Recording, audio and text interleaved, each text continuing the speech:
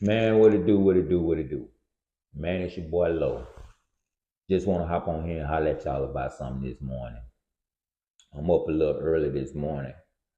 I got some business to go handle. But I'm also up, man, to be honest with you, because something I feel needs to be talked about that's disturbing my spirit. And it's a pretty tough conversation to have. I had to ask my wife the other night, should I talk about it? Or should I discuss it? Right? Um, Man, I want to talk to y'all about preparing your sons, ladies, no matter what color you is. I want to talk to y'all about preparing your son mentally. Fathers, I want to talk to y'all about talking to your sons on a mentally level, right? My wife came home the other night and she spoke about, a couple of situations that had happened.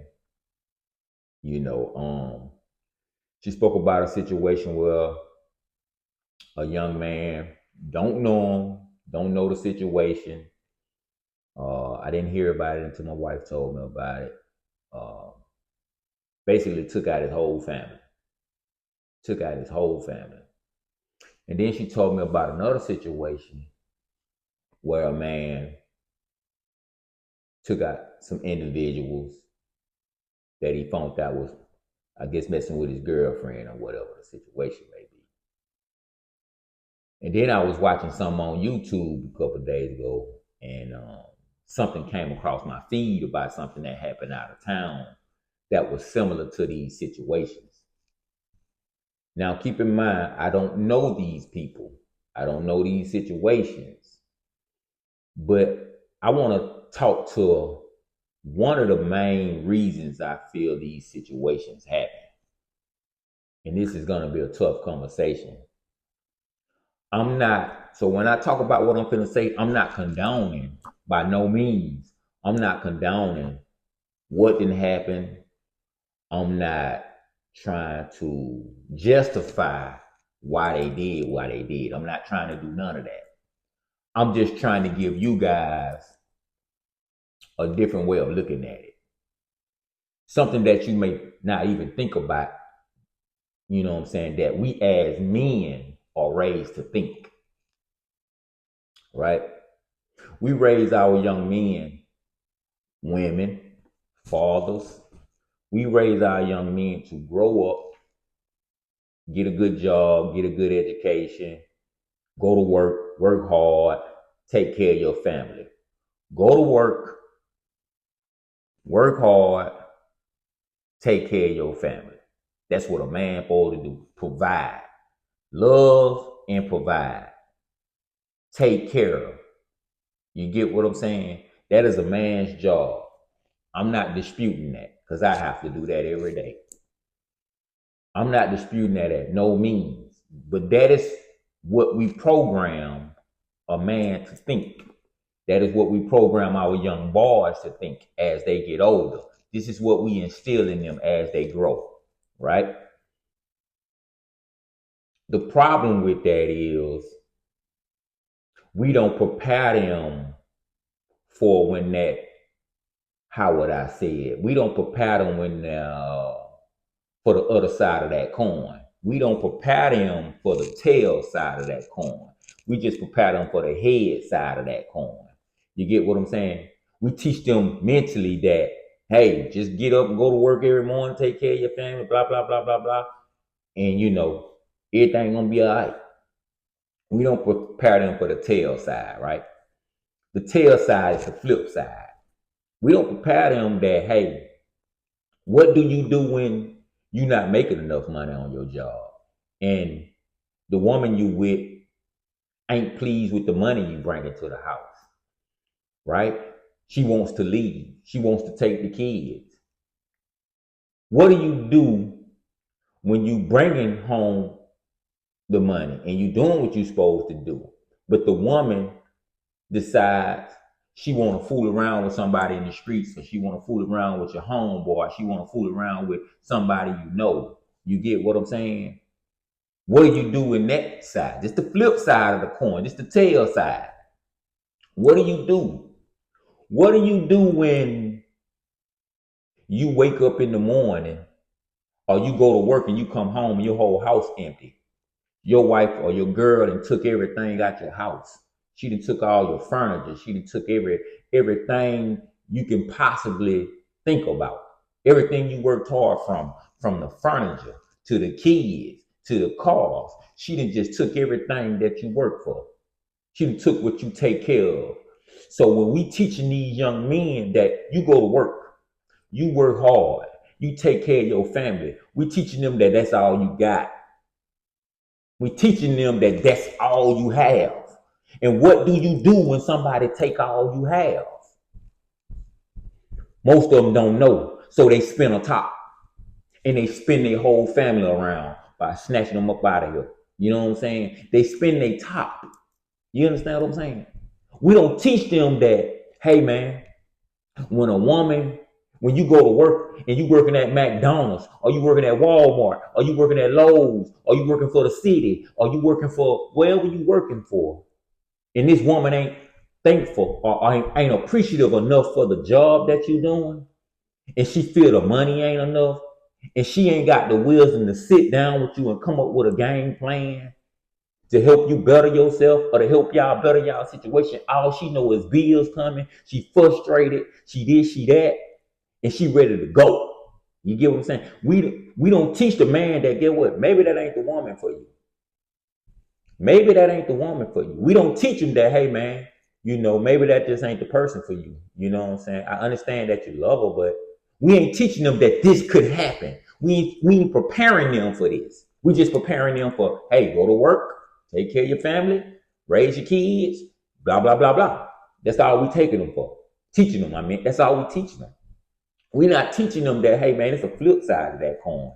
If she don't want to be with you, if she feel you ain't making enough money, this is what you do, son, to keep yourself in a protective situation. This is what you do to keep from spinning the top. You know what I'm saying? We don't teach them that, hey man, it's okay to let her go and go. You know what I'm saying? You still be able to live and see your family. You still of this, you still of that. You know what I'm saying? Sometimes God be removing certain things for you so that you can be better. He trying to show you that she don't understand the situation. All she knows is what she looking at right now, and she ready to dip on you. She don't see no potential in you to grow or to get better. She ain't even trying to work with you. You get what I'm saying? So get what? That's the woman that may not be for you. We ain't teaching our boys that, hey, when a woman snatch your kids and run across the globe with them, snatch your whole life, take all your furniture, and just up and leave. We ain't teaching them that, hey man, that's gonna be a painful situation.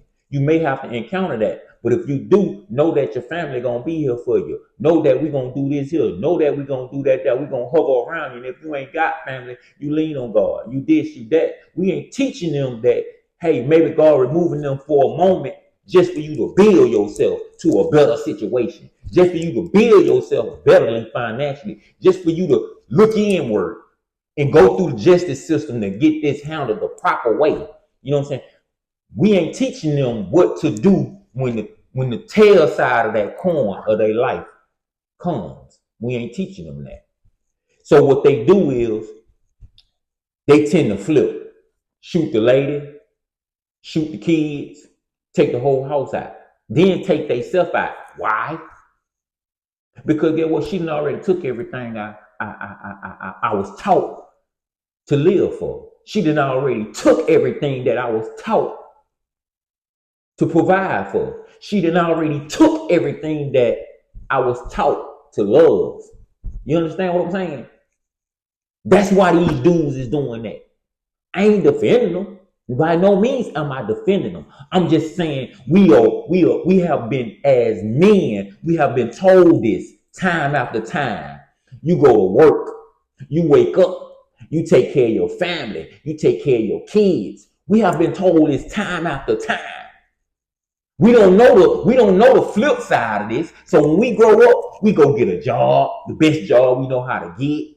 We get out here, we take care of bills, We get out here, we take care of the kids, we take care of the family. We don't even come up with no excuse when they say, "Daddy, we need this here." Guess what?